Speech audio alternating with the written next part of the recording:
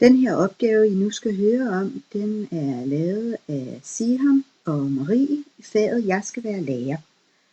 Vi har valgt at fokusere på spørgsmålet, hvilke lærerkompetencer mener I er de væsentligste, og hvorfor, og hvordan kan de bedst tilegnes? Som folkeskolelærer, eller skolelærer i det hele taget, så har man ligesom i alle andre fag nogle idealer. Og da vi lige først satte os ned og snakkede om, jamen hvilket ideal har vi som kommende skolelærer? Jamen, det er da selvfølgelig, jeg vil gerne være en god lærer, og jeg vil gerne lære eleverne noget godt. Og det er selvfølgelig også fint, men det er jo en lille smule overfladisk, fordi hvordan kommer vi dertil at blive en god lærer? Derfor mener vi, at det at blive en god lærer, det er noget, man skal sætte sig som mål. Og for at nå dertil, så skal man kigge på de her idealer. Og vi har så valgt at kigge på Danmarks Lærerforenings professionsidealer. Og der har vi valgt at tage nogle enkelte ud, som vi mener er mere relevant end andre. Det er blandt andet at kunne fortolke og tilpasse den enkelte elevs betingelser ud fra målsætninger, undervisningsmål og principper, og kunne forklare og levendegøre, og i hverdagen at kunne praktisere de danske demokratiske grundværdier. Det er jo nogle af de vigtigste grundværdier, som vi som lærer har til opgave.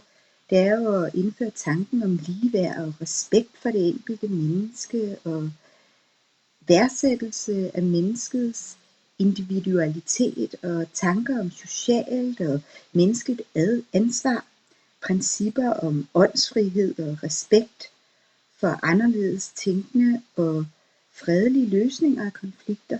Men en lærer skal også være en, der sørger for at fremme elevens evner og vilje til at ville engagere sig.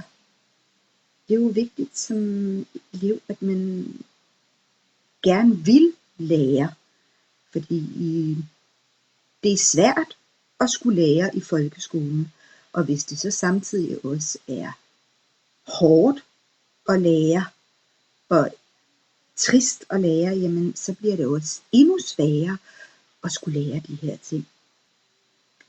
Som lærer, der har vi jo et mål, at den enkelte elev forlader skolen som et selvstændigt, tænkende, oplyst, ansvarligt og socialt indstillet og livsdueligt menneske. Som lærer, der er det vigtigt, at vi betegner den enkelte elevs udvikling som et mål i sig selv, og at vi er i stand til at kunne indrette vores undervisningsmål efter elevens evner og behov. Vi skal skabe et forhold til eleven, som bygger på tillid, ligeværdighed og gensidig respekt. Vi skal som lærer kunne vise vores elever omsorg og være tilgængelige for dem og stille os åbne og lyttende. Vi skal værdsætte elevens individualitet og styrke og elevens tro på sit eget værd. Det er vigtigt, at eleverne har et selvværd, og vi skal respektere deres personlighed og deres familiære, sociale og kulturelle baggrund. Og så skal vi selvfølgelig styrke elevens tro på egne evner, muligheder, elevens værdier. Vi skal styrke elevens forudsætninger for at påtage sig sin del af ansvaret for samfundsudviklingen. Vi skal sørge for, at eleven efter folkeskolen er klar til at kunne bevæge sig videre ud i verden, enten som videreuddannelse eller videre ud på arbejdsmarkedet. Og det er jo nogle rigtig gode idealer, professionsidealer, men hvordan kan vi bruge dem i rent praktisk? Hvad gør vi? Og der har vi så kigget lidt på, jamen, hvilke lærerkompetencer mener vi er vigtige, og hvordan er de vigtige? Og der har vi jo så snakket om, at lærerens faglige kompetence som I kan se herinde. Det er jo selvfølgelig alfa og omega. Man skal jo kunne være god faglig for at kunne lære andre faglige egenskaber. Så hvis vores elever skal have nogle gode faglige kompetencer, jamen, så er det jo vigtigt, at vi ved, hvad vi drejer sig om. Men hvordan kan vi lære vores elever de her gode faglige kompetencer? Og der mener vi, at det så er vigtigt, at man har respekt, at man er i stand til at kunne have respekt for andre, at man er anerkendende, og at man er i stand til at kunne videreformidle sin faglige kompetence. Og sidst men ikke mindst, at man har empati, at man er i stand til at føle, hvordan de ting, vi gør, påvirker andre. Og her har vi jo så igen siddet og reflekteret lidt over og tænkt over, jamen, det er jo igen nogle super gode egenskaber, og det er dem, vi mener, som er rigtig, rigtig vigtige. Men hvordan delen når vi dertil, hvor vi bliver den her tydelige og omsorgsfulde og respektfulde og ansvarlige klasseleder, som vi jo alle sammen gerne vil være. Og der har vi kigget lidt på, at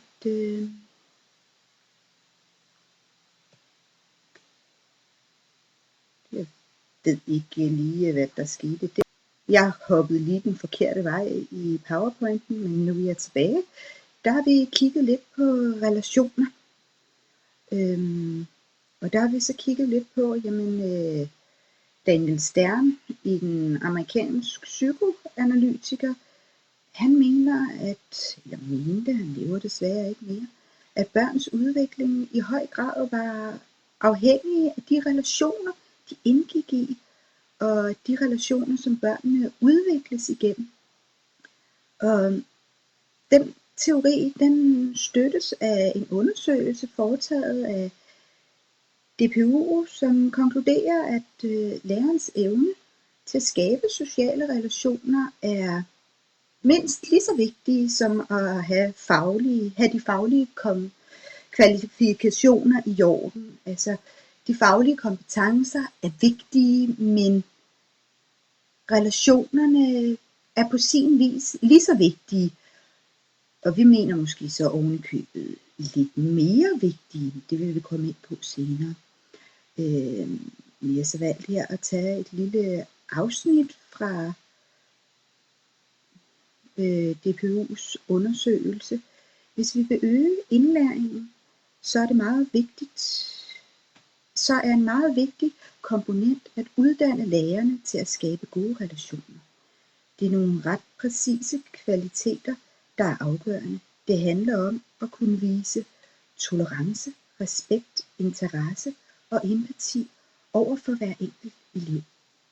De lærertyper, som får de bedste elevresultater, er dem, der appellerer til børnenes forståelse af en konflikt frem for at skælde dem ud. Og det siger Svend Erik Nordenbo, leder af Clearinghouse DPU.